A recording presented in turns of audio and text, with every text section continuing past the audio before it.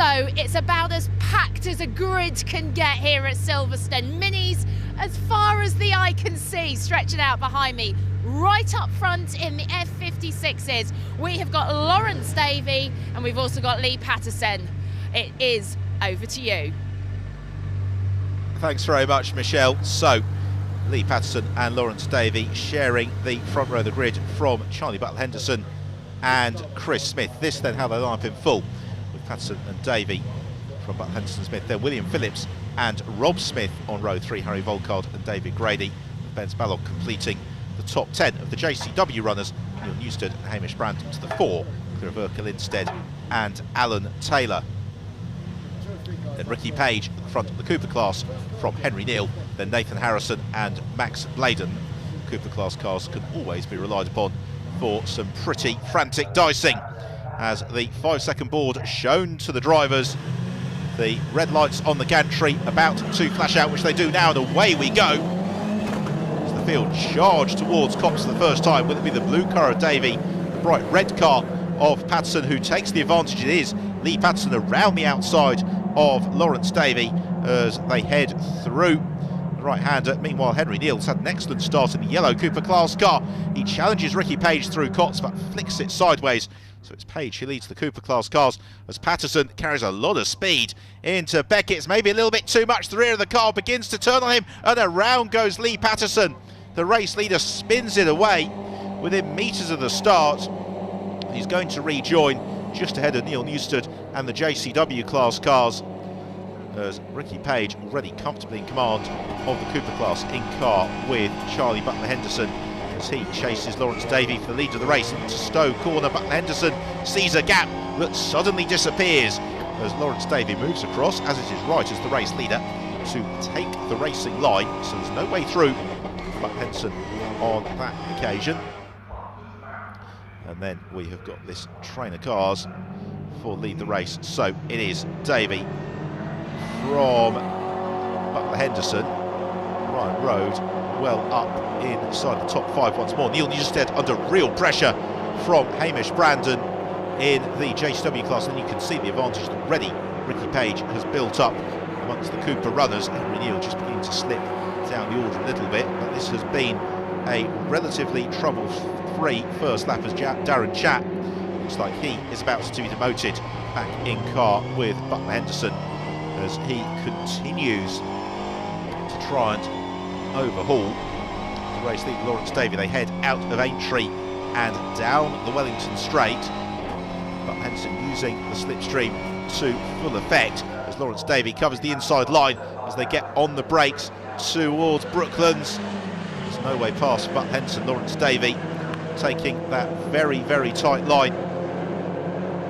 The result, he can't pick his way past. It's Rob Smith in third place, and Smith trying to close the gap down to the leading duo. Butler-Henderson moves up a gear and another through Woodcote.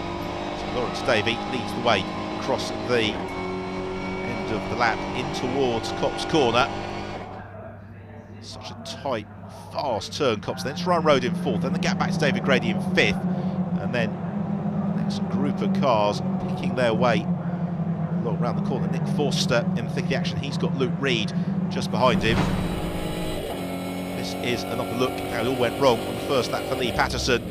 Maximum commitment into Maggots, carrying it through to Beckett's. Already you can see the slight corrections as the weight transfer in the car gets away from Patterson. By this point, it's not retrievable. Round goes Lee. The question is really how far he can recover. There's a replay in car with Chris Smith. It's William Phillips just heading past him, and Phillips going very sideways as well. And Smith having to take evasive action through the gravel trap. This is one of the big frustrations of being a racing driver, is when a car around you makes the mistake and your race gets compromised, as you have to avoid their accident. Problem with it happening at Beckett's on lap 1 is that you then lose all that ground down the hanger straight for the first time. Here is the fight for the JCW class lead. What the battle it is, because we've got Neil Newstead just ahead with the mud-splattered Hamish Brandon, with Urkel Lindstedt very, very close attention.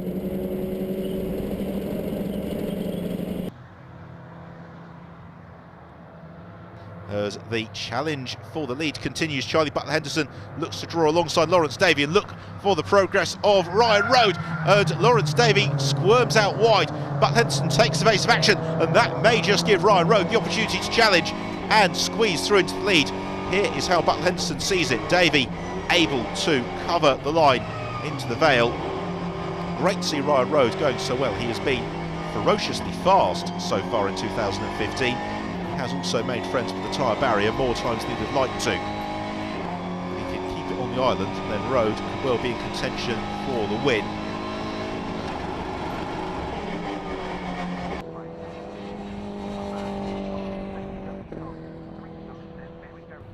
What about the JCW battle? Well, it's as we were, which means Newstead from Brandon and Linstead, but very, very close as Hamish Brandon makes the mistake coming into Chapel Curve, and the Finnish driver Erkka Linstead able to move past Brandon.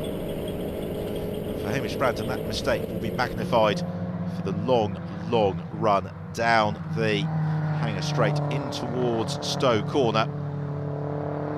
They head around the right-hander at Stowe.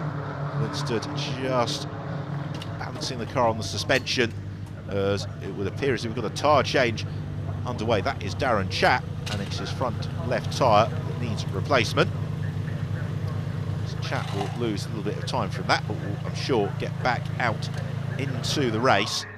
Here is our Cooper class leader, Ricky Page, and he is being chased down by Nathan Harrison. So Harrison bridging that gap very effectively. Then we've got the next group of cars swooping through. A little bit of a break in the air to Henry Neal, and the next train in the Cooper class is Adam Davey, who's next along. He's got Max Lever just behind him as they head out of Copse. This is the fight for third place. It's Mark Wakefield who's just ahead of Max Bladen. Wakefield, the dark number 18 car. Bladen, the red car with the Union flag roof. What can Harrison do about Ricky Page's advantage? Because Page, dominating the first race of the weekend, was showing very strongly in the early stages, but would appear to be in the process of being reeled in somewhat. Then we've got this Wakefield and Bladen battle. Just behind them, it is the silver car of Simon Walton. Walton again looking to try and close the gap down. Meanwhile, in the JCW class, Erkka Linstead taking his turn to begin to pressurise Neil Newstead, and Newstead makes the mistake. They make contact coming through the loop. Neil Newstead just ran out wide. Erkka Linstead saw the gap. Neil Newstead tried to close it, but far too late. So Linstead takes the lead in the JCW class down the Wellington Straight.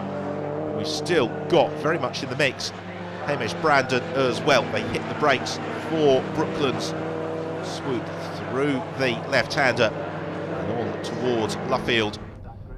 Great race this. All three classes have got really close battles for the lead as Lawrence Davey continues to come under sustained pressure from Ryan Rode, with Charlie Butler-Henderson very much in the mix before we've got a little bit of a break back to Harry Volkard in car with Butler-Henderson as he propels out of Chapel Curve. What is Ryan Rode going to do?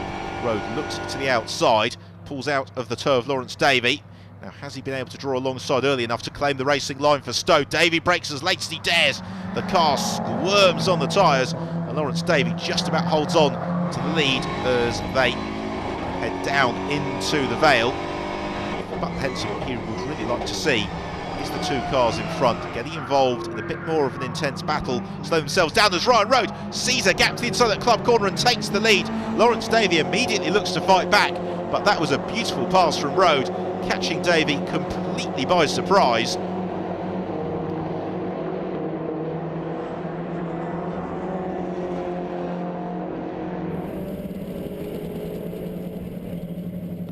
We return in car with Erkka Linstead. What Linstead can see in front of him isn't what concerns us, it's what's going on behind that may be more important, as here comes Neil Newstead to the inside at Copse Corner. So Neil Newstead reclaims the advantage, a little bit of a tap almost. Linstead's got to be careful here to obey the track limit regulations as well. And Hamish Brandon still part of this scrap. Kevin O'Connor in the blue car also still very much in the mix to pick up the pieces if it all goes wrong amongst these JCW class leaders. So out of Chapel Curve and on to Hanger Straight once more. Meanwhile, in the Cooper class, Ricky Page has been reeled in by Nathan Harrison. So now it's Harrison looks to the outside of Page as the pair of them stick to the inside line and then around Luffield. Ricky Page looks to just pick up the throttle. Harrison, if he sits in his slipstream, will be able just to let Page do all the hard work, do all the running. There are so many passing places here on the Silverstone Grand Prix circuit. There's no need for urgency early on. Max Bladen then up into third, clear of Mark Wakefield. Simon Walton there fifth in the Cooper class, and that quintet a long, long way clear of the rest of the runners in the class. But we're still going to have to try and squeeze 5 drivers into 3 places on the rostrum. And of course, for Bladen and Wakefield, they want that 3rd place in the class, but there's also the carrot that if they work together, they might just be able to reel in Ricky Page and Nathan Harrison, and the pair of them start dicing. So down the Hanger Straight they come. Ricky Page punching the hole in the air. Nathan Harrison just moves out to the outside, looking to try and gain the place. Will he squeeze through into Stowe? Indeed he does. Harrison takes the Cooper class lead. We're going for a break. Join us in a couple of moments' time.